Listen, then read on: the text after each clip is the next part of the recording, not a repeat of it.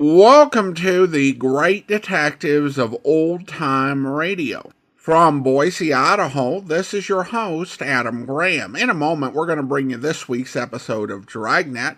I do want to encourage you, if you are enjoying the podcast, to follow us using your favorite podcast software. Today's program is brought to you in part by the financial support of our listeners. Support the show on a one-time basis using the Zelle app and sending to box 13 at greatdetectives.net. And I want to thank Randy for supporting the program that way. You can also become one of our ongoing Patreon supporters for as little as $2 per month. And I want to welcome Brooke as our latest Patreon supporter at the Shamus level of $4 or more per month. Thank you so much for your support, Brooke. Now, today's episode is probably a bit of an unusual pick for a Christmas episode. And traditionally, you can look at Dragnet Christmas episodes in kind of as two options. You've got the Big Little Jesus, which I have frequently replayed throughout the years, and then you have the 22 Rifle for Christmas, which was the Christmas story on Dragnet for many years. We actually won't be playing either of those. Now, there was a class of episodes that happened at Christmas, but the Christmas setting was really coincidental. And there's not a whole lot festive about those particular episodes.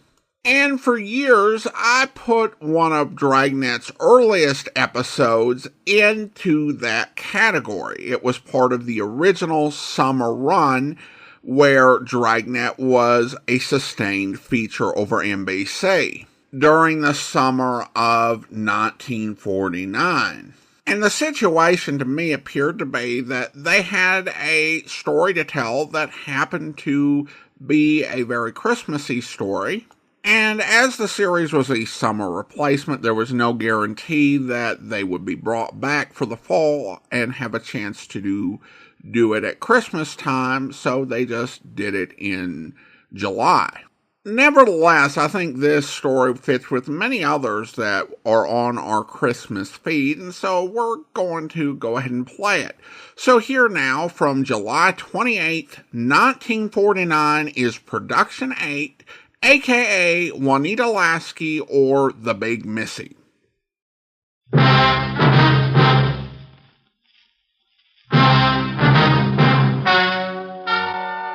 Ladies and gentlemen, the story you are about to hear is true. Only the names have been changed to protect the innocent. NBC brings you Dragnet.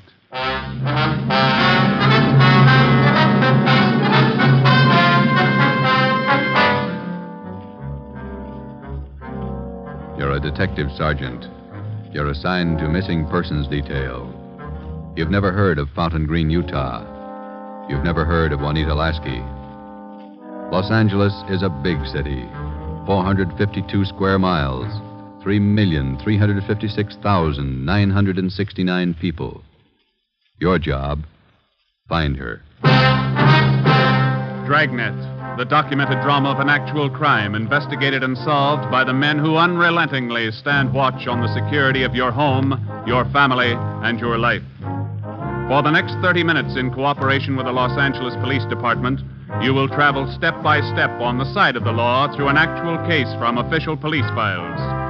From beginning to end, from crime to punishment, Dragnet is the story of your police force in action. It was Monday, December 12th. It was cold in Los Angeles. We were working the day watch out of missing persons detail. My partner's Ben Romero. The boss is Ed Backstrand, chief of detectives. My name's Friday. I was on my way back from lunch, and it was 12:47 p.m. when I got to room 67A. Missing persons detail. Where'd you eat? Federal Cafe. Good soup today. What kind? Corn chowder. It was real good. Place is jammed with Christmas shoppers. I had to wait. Haven't even started my shopping yet. You? Oh, I gotta pick up something for my mother. Prices are high. I'll send a lot of cards. Wait till you get married, Joe. Ever try to sell a Christmas card to a kid? They got to have something with wheels on it. Yeah, I guess you're right. Missing persons, Friday. Fountain Green, Utah, calling the Los Angeles Police Department. Bureau of Missing Persons. My party will speak with anyone in charge. This is missing persons, Sergeant Friday. Just a moment, please. Mrs. Lasky, ready with your call to Los Angeles. Hello? Hello? Hello? Here's your party. Go ahead, please. Operator? Yes, madam. Could you please give me the charges for this call? I'm using my neighbor's phone. All right, madam. Please signal when your call is completed. Oh, yes. I'll do that. Go ahead, please. Hello? Hello? Are you missing persons? Yes, ma'am. Sergeant Friday. This is Mrs. Hannah Lasky. I'm calling you from Fountain Green, Utah. Yes, ma'am. This is in regard to my daughter, Juanita Lasky. I haven't heard from her in well over a month, and I'm terribly worried. Where was she staying in Los Angeles, Miss Lasky? At the Chelsea Hotel for Women. I have the address. 941 South Melrose Street. I can't understand it. Ever since Juanita's been away from home, she's written twice a week regularly. When's the last time you heard from her? The last letter I have is postmarked November 2nd. You know how it is, Sergeant. We have no relatives in Los Angeles, and she's trying to find work down there, living all alone. I just don't know what to do. All right, Miss Lasky. I'll take her description over the phone and make out a preliminary report. You'll have to send us a photograph of your daughter and a letter to the effect that you want us to trace her. I'll get the letter and the snapshot off today. Now, what's your daughter look like? What's her full name? Juanita Marie Lasky. Laskey. No E. All right. Her age, weight, and height. She was 26 last July 10th, 128 pounds, and about my height. Well, how tall are you, Miss Lasky? Oh, yes. 5 feet 7 inches. She has auburn hair. It's quite long, and her eyes are green. Okay, I got it. Any outstanding scars, birthmarks, anything that might help us identify her? But what's that? I say any outstanding scars, birthmarks, anything that might help us identify her. No. Juanita's a pretty girl. Nice disposition. Oh, that's about all, Sergeant. Where can we contact you, Miss Lasky? 122 Brigham Young Street, Fountain Green, Utah. When you find Juanita, I wish you'd have her call me right away. I'll pay for the call. We'll do that, Miss Lasky. What's your number up there? This is the neighbor's phone, but they'll call me. It's Fountain Green 14R2. Yeah. You will try to find her as fast as you can. We'll go to work on it. Well, Juanita always comes home for the Christmas holidays. Do you think she's all right? I wouldn't worry about it, Miss Lasky. We'll call you just as soon as we get any kind of a lead on her. Oh, thank you so much, Sergeant. And if there's any charge, I'll be glad to pay it. No charge. If your daughter's in Los Angeles, I think we can find her. Oh, if there's anything wrong, you'll let me know right away? Yes, ma'am. You're very kind. Goodbye. Bye. What you got, Joe? Some girl owes her mother a letter. Come on, Ben.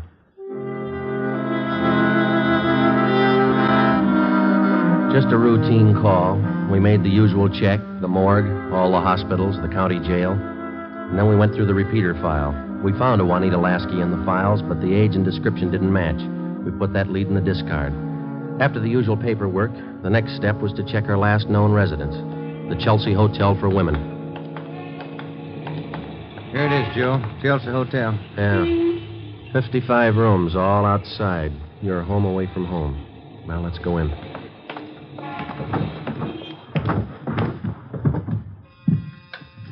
Chelsea Hotel. Thank you. Here's a bell. Yes, sir. May I help you? We're looking for a Miss Juanita Lasky. I'll ring her room. Whom shall I say is calling? Is she in? I believe so. I just saw her about an hour ago. Okay, would you ring her room, please? Yes, sir. And whom shall I say is calling? My name's Friday. All right, Mr. Friday. Just a moment. Do you wish to speak with her on the phone, or shall I have her come down? Ask her to come down if she doesn't mind. She doesn't seem to answer. That's funny. I'll ring again. No, sir, she doesn't seem to be in. Would you like to leave a message? Didn't you say you saw her about an hour ago? Yes, I did. She must have gone out again. I wonder if we could check her room. Oh, no. Gentlemen are not allowed above the main lobby. I'm sorry, ma'am. We're from the police department. Missing persons. I'm Sergeant Friday. This is Sergeant Romero. Oh. You men are from Missing Persons, did you say? Yes, ma'am. Well, I'm sure Juanita's just stepped out for a moment if you'd care to wait here in the lobby. We haven't got much time, ma'am. We'd appreciate it if you'd show us her room. Certainly. I'll get the pass key. That's 215. The elevator's right this way. Thank you. What seems to be the trouble? Some friend of Juanita's missing? No, ma'am. Juanita. Juanita? I don't understand. Her mother's a little worried about her. Down this way. Here we are.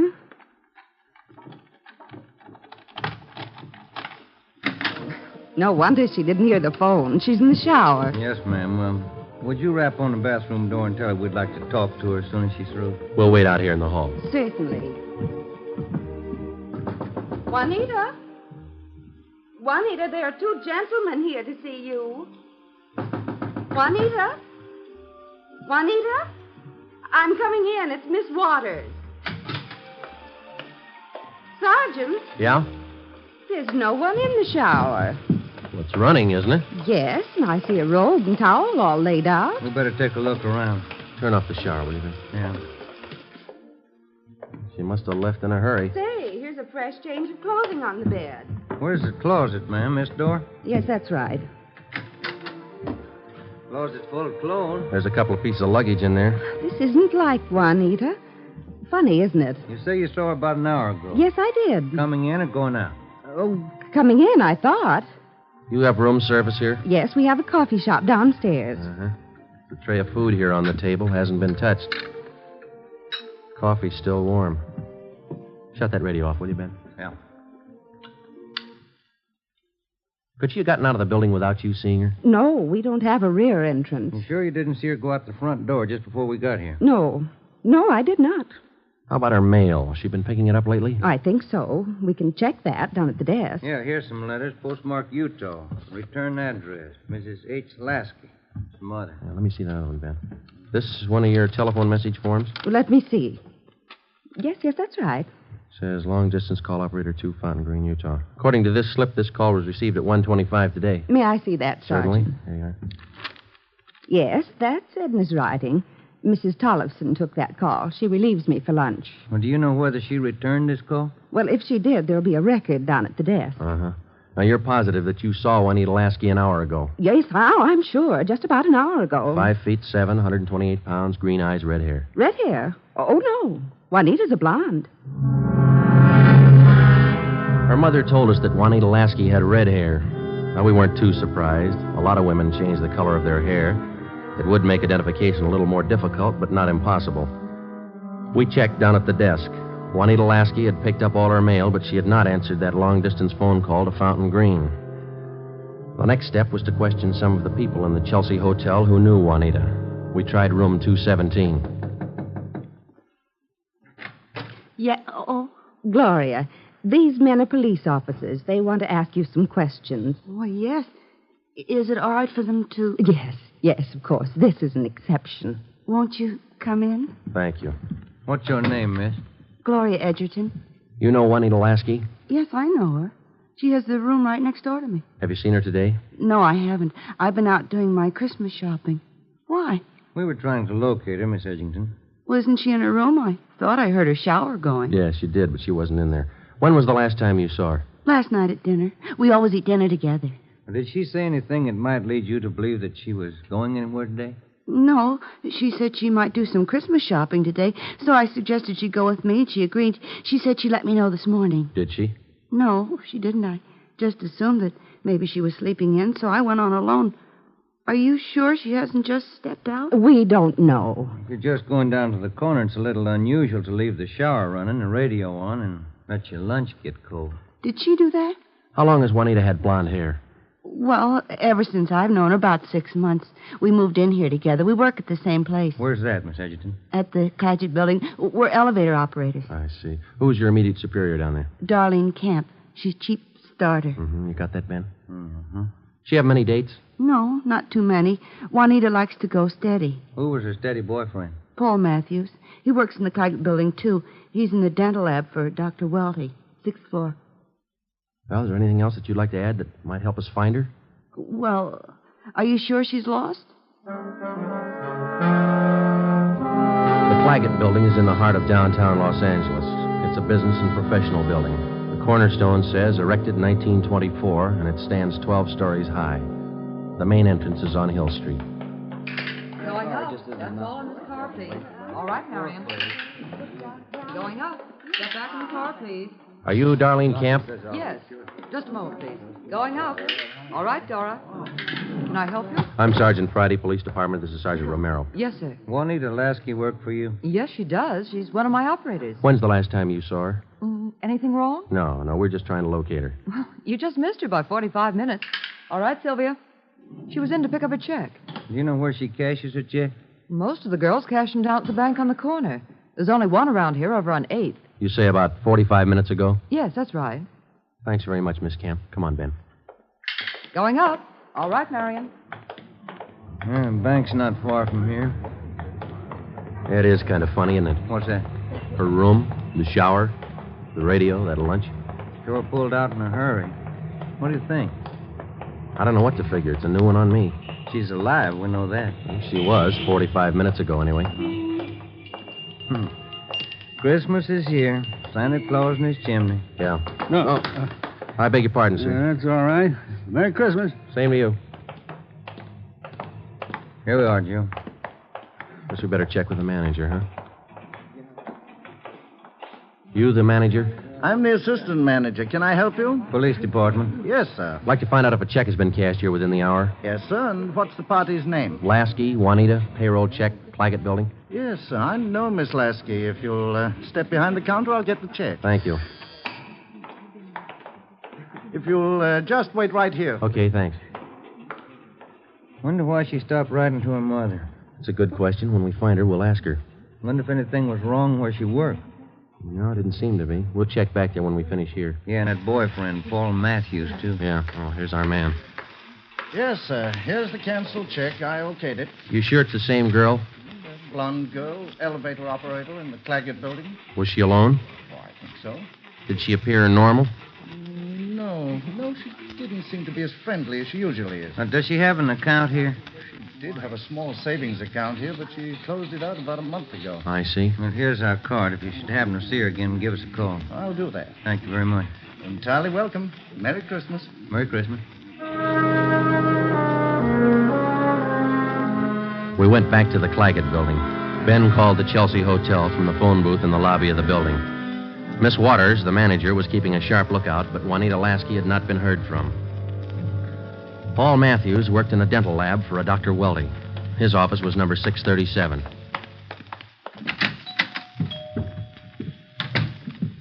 Yes, gentlemen, may I help you?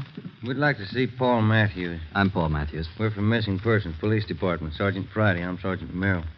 Yes, sir. Do you know a Juanita Lasky? Yes, sir. When's the last time you saw her? Saturday night. We went to a show. Is there something wrong? We're trying to locate her. Do you see a lot of each other? Yes, we do. I don't understand. Miss Lasky disappeared from a hotel a couple hours ago. Thought maybe you might know where she is. No, I don't. Today's her day off. Maybe she's out shopping. Has Juanita done anything wrong? No, it's just that her mother hasn't heard from her for quite some time. I can explain that. Juanita's an elevator operator here in the building. That's how I met her. They don't make much money, you know. Yeah. She was having a hard time making ends meet.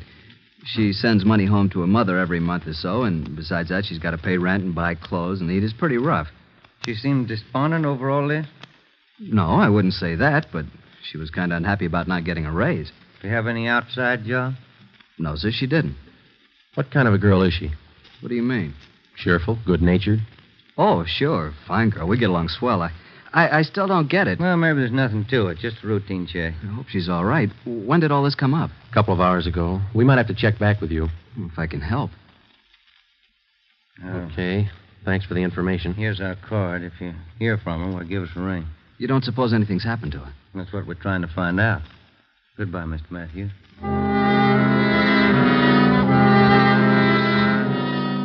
When we got back to Central Division, we had a full description of Juanita Lasky teletyped to all outlying stations in the metropolitan area of Los Angeles. We also put out an APB. We double-checked the repeater file and the wanderer file. We made out a full report on our findings to date. During the next 8 days, we located a missing husband for a wife in Memphis, Tennessee. We picked up a runaway boy missing from his home in Reno, Nevada, and a 79-year-old veteran of the Spanish-American War who left his home in Bakersfield, California because he didn't like his daughter-in-law's cooking. But Juanita Lasky was still a mystery. For 8 days, we checked and rechecked all her known friends and habits. We went back over the course a dozen times, but no trace.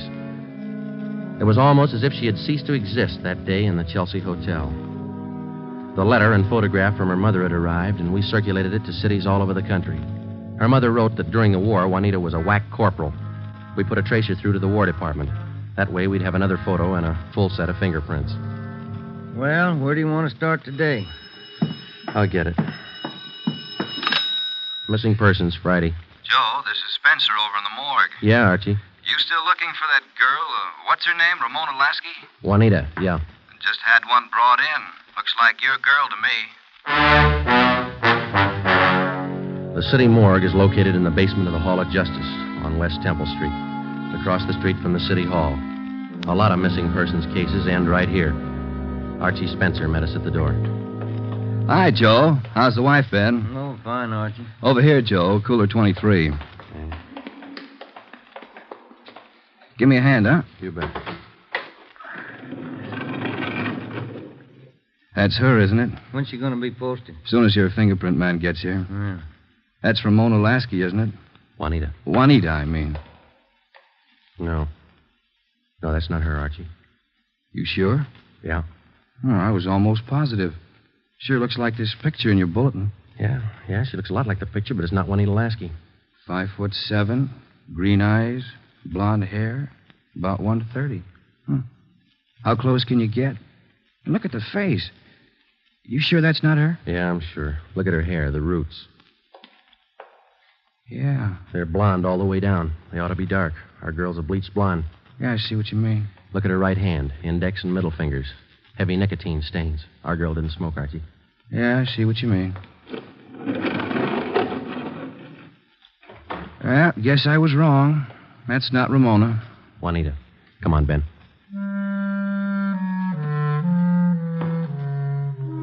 That afternoon, we got another phone call from Fountain Green, Utah, Juanita Lasky's mother. We told her we hadn't found any trace of her daughter. It was a hard job. We had answered calls like this before, but maybe it was just the season of the year. Somehow, we felt that we had to find Juanita Lasky by Christmas. We covered every angle we could think of. We kept close watch on all incoming reports. We stayed in close contact with her friends and Miss Waters at the Chelsea Hotel.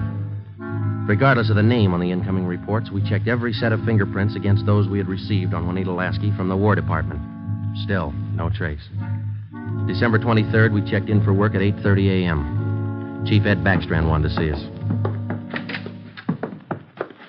Got a little something on the Lasky girl. Might help you. What is it, Skipper? Man by the name of Willard Harris. Owns a bar out in Pomona. Phoned in this morning. Yeah? Found a woman's handbag left in the bar. Driver's license made out to Juanita Lasky. Why'd you think to call us? He's got a television set in his bar. Saw the Lasky girl's picture on Sergeant Rosenquist's broadcast last night. How about the girl? Says he can't place her. You better hop out and pick up that purse. Willard Harris owned the Mission Trail Bar. It was in the bus terminal in the heart of Pomona. The Christmas traffic was heavy all the way out Garvey Boulevard. It was 10:45 when we pulled up in front of the bar. Willard Harris was inside taking a liquor inventory when we walked in. How do you do? You, Mr. Harris? Yes, that's right. You fellas with General Liquors? Los Angeles Police Department. My name's Friday. This is Sergeant Romero. Oh, say. Glad to know you boys. Yeah, I called Los Angeles this morning. We came right out. Say, how about a little eye-opener? Got some fine Irish whiskey. No, thanks, Mr. Harris. How about your partner there? No, thank you. All right, boys. Guess you want that purse, huh? Yes, please. Yeah. Here you are. Just as I found it. I opened it up to get the owner's name, but that's all. Didn't touch a thing. Okay. Thanks, Mr. Harris. You said that you didn't remember seeing the woman who left this. No, I don't. Herb works with me here. He might have seen her, but he didn't. I asked him the night we found it. How long ago did you find this purse? Oh, better part of 2 weeks. No, a little closer to a week. Yeah, about 8 days ago. I usually hold something like this for 30 days. That's the law, you know. Yeah. But I saw that fella on the television on that missing persons program. That's how come I called you, boys. Well, thanks very much, Mr. Harris. That's all, boys. It's cold out this morning. Sure you don't want a little nip? No, thanks, Mr. Harris. Goodbye. We checked the personnel at the bus terminal, but none of them seemed to recognize Juanita Lasky's photograph. We checked the contents of her purse, but we found nothing unusual. 4 $1 bills and some change and the normal things women carry. Since it was money in the bag, we felt sure that Juanita Lasky had lost the purse herself. That meant that she was alive 8 days ago, 2 days after she walked out of the Chelsea Hotel. Thumbprint. That's the only print carried on a California driver's license. It matched the same print on the War Department record. It didn't prove anything except that all the evidence tied in and belonged to the girl we were looking for, Juanita Lasky. The next morning, December 24th, we checked in for work at 8:30. Morning, Ben. All right, Joe, here's the daily report. You want to check them? There's a mess of them. Let's get at them. You look through any of them yet? No, not yet. I figured I'd wait for you. All right, I'll take half, huh? Got any shopping done? No, you? Some. Lunch hour mostly. Mm-hmm. Found some nice cards. Be sure to send me one. Yeah, I'll hand it to you in the morning. Let's trade shaving lotions like we did last year. If I get any. You can get some. My kid's got a bottle all picked out for you. It's called South Pole for that cool thing. Yeah. Just like the feeling, wasn't it? Well, he's only a kid. Better when he gets older. Oh, he'll do it. Tell-tap, Friday, on the Lasky case. Thanks, Holmes. Oh, Ben, listen to this. Yeah? Bureau of Criminal Investigation, Sacramento. Here's a kickback on our APB. Yeah, what's it say? Reading your APB, number 43 on 12-1248. Our records disclose that Juanita Lasky applied for a position of civilian clerk at Marchfield, California, U.S. Army Air Base, using alias Gene Davis. How about the fingerprint classification? Yeah, let me find it. Yeah, FPC. Key 19, primary 32/32, inner over outer, final 15/17. Prints check out. That's our girl, Joe. The Sacramento report stated that Gene Davis had applied for government work at Marchfield, California. Well, a couple of things dropped into place. Her purse had been found in Pomona. That's right on the main highway from Los Angeles to Riverside. And the application for a job at the Army Air Base a few miles beyond Riverside. We put through a long-distance phone call, and they told us that Gene Davis was employed there as a civilian clerk but failed to show up for work that morning. Just seems like we run fresh out of luck every trip, doesn't it? Yeah, we get so close, and then she's gone again. What you think she's on the go for? If I could figure that, I could find her. I'll get it. Missing persons, Friday. Yeah? We'll be right over. We didn't find her, but she's been found. Juanita Lasky just walked into the Chelsea Hotel. We went over to the Chelsea Hotel. Technically, our job was completed now. Juanita Lasky had been found. We went over to make out a routine report. The streets were pretty jammed with last-minute Christmas shoppers, so we walked the last block to the hotel.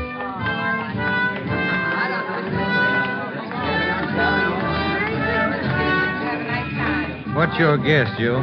Let's ask her. Come on, let's go in. That looks like her over by the desk there. Yeah, pretty well memorized that face. Sergeant, this is Juanita Lasky. Sergeant Friday and Sergeant Romero, Juanita. How do you do, Miss Lasky? How do you do? I'm sorry. I'm terribly sorry. Miss Waters told me. Do you mind telling us? Where have you been? Sergeant, I don't know. These last 12 days have been a complete loss to me. Miss Waters told me what happened. I went over to see my doctor. He said I had temporary amnesia. I have to have treatment. I see. What's your doctor's name, Miss Lasky? Dr. Rudner over on Crenshaw. Well, we're glad you're okay. Kind of had us going there for a while. Oh, I'm sorry. Can I use your phone, Miss Waters? Oh, certainly. Help yourself. Thank you.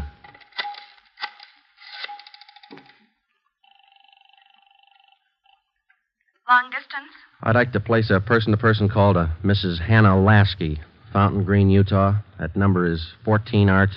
Fountain Green, Utah, 14R2. That's right. Your name and number, please. Joe Friday, and this is Hempstead 8594. Thank you. Rate operator.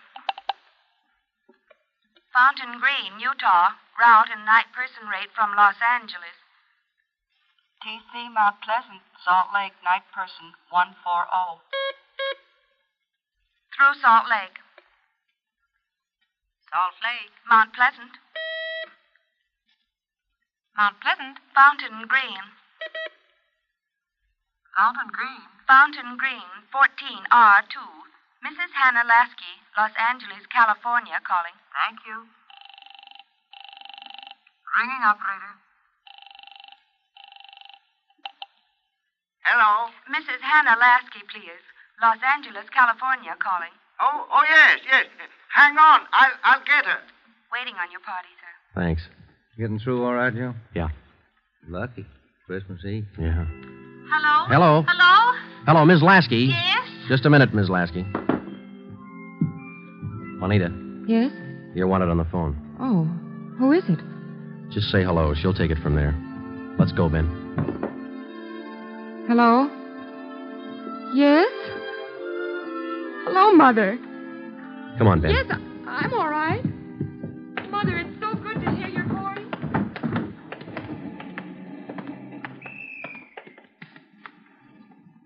See you tomorrow, Joe. Merry Christmas. Yeah, it is, isn't it?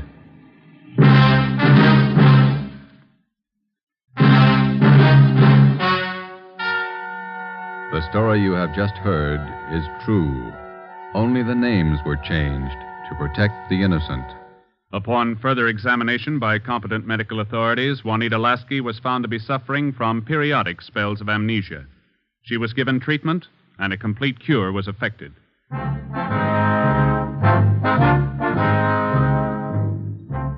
You have just heard the 8th in a new series of authentic cases from official files. Technical advice for Dragnet is furnished by the Los Angeles Police Department. Tonight's program is dedicated to Corporal Grady A. Beecham of the 9th Precinct Metropolitan Police Force, Washington, D.C., who, on the night of December 2nd, 1948, gave his life so that yours might be more secure.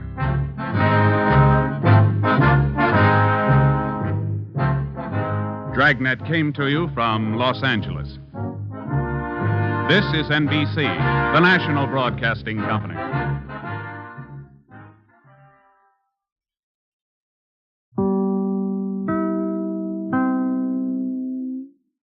Welcome back.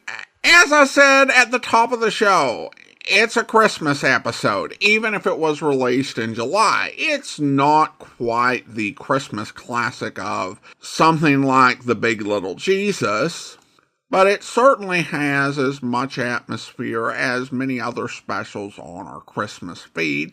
And Friday and Romero's determination to solve the case is driven by the holiday. And the ending to the episode is pure Christmas, with Friday delivering a Christmas miracle to Mrs. Lasky and exiting the scene.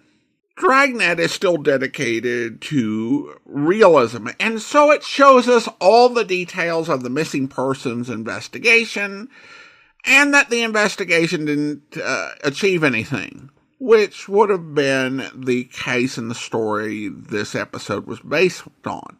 Finding someone who doesn't want to be found in an area as large, both in population and land area, as the greater Los Angeles area is a huge challenge.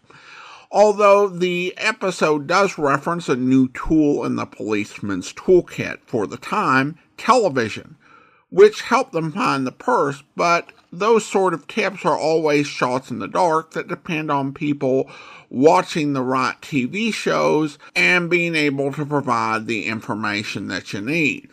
Ultimately, she had a mental health issue and disappeared for reasons that we don't fully understand, with the only explanation being temporary amnesia and a shrug, which works well enough for that time and would probably be as good as you could get 75 years ago. Today, using the resources and psychological research we have available, they would probably reach some other conclusion as to what caused this sort of mental break. if given the opportunity to interview. Though I don't think a professional just listening to this episode and hearing about her behavior and her brief on-air time could really reach any conclusions about it. Now, if you do want to hear the Big Little Jesus, I want to encourage you. You can check that out. It is on our Christmas feed, and you can find that at christmasfeed.greatdetectives.net. It's not terribly too far down. And, of course, we'll be returned to playing that next year, but I thought that this was worth playing and including in our Christmas feed. All right, well, listener comments and feedback now. And we have some comments on the Big Grandma, or one I should say. This comes from the Lion's Eye on Spotify, who writes, "The Big Grandma, that's why I don't commit a crime. They would call it the middle-aged balding man. Not only would I be locked up, but my feelings would also be hurt." As long as it keeps you from a life of crime, I guess that's all that matters. I will say that I occasionally see various mugshots online, and there are some people who just look very obviously memorable. And I've thought that that is another good reason, other than all the moral reasons, not to become a criminal, because I would be too easily recognized, because I'm just not nondescript enough. And then we have some comments on the Big Quack. Brains Benton wrote over on Instagram, "This was a fun episode. I used to work at a movie theater, and the projectionists did tend to be big thinkers and big drinkers. I think it was because they sat up in the booth by themselves for hours, and it was noisy in the booths just like Dragnet portrayed. I think new theaters are digital now, so not as noisy anymore." Thanks for the insight, and then also a couple of quick comments over on YouTube regarding that same episode, The Big Quack. Betsy wrote, "Good episode and educational too." Brooke wrote, "Great episode and based on a true story." And I would add that even though it's a true story from 1949 or 1950, there, change a couple details and the whole scenario of the Big Quack could happen today, and in some form or another probably does. Then we have a couple of comments regarding the Mystery Theater episode with Hearthstone of the Death Squad. Frankie writes, "Finding the murderer through a typewriter reminds me of an episode of Murder, She Wrote." And Betsy writes, "What? A series I haven't heard with some of my favorite voices? I was lamenting the lack of new Mr. Chameleons, and I found this. Thank you." Well, thanks so much. I aim to please, and I hope this was a little bit of a reprieve for those who are eagerly awaiting Mr. Chameleon's return to our lineup. Well, now it is time for us to go ahead and thank our Patreon supporter of the day. And I want to go ahead and thank Russell, Patreon supporter since October 2016, currently supporting the podcast at the Shamus level of $4 or more per month. Thank you so much for your support, Russell. And that will actually do it for today. If you're enjoying the podcast, please follow us using your favorite podcast software. And if you're enjoying the podcast on YouTube, be sure to like the video, subscribe to the channel, and mark the notification bell. All those great things that help YouTube channels to grow. We will be back next Saturday with another episode of Dragnet. But join us back here tomorrow for a yours truly, Johnny Dollar Omnibus, where... How's it going this year, Santa? Oh, it's better than usual, but it just seems there's never enough to go around, no matter how... Well, bless you, son. Thank you kindly. Don't mention it. Good luck, Pop. Thank you, son.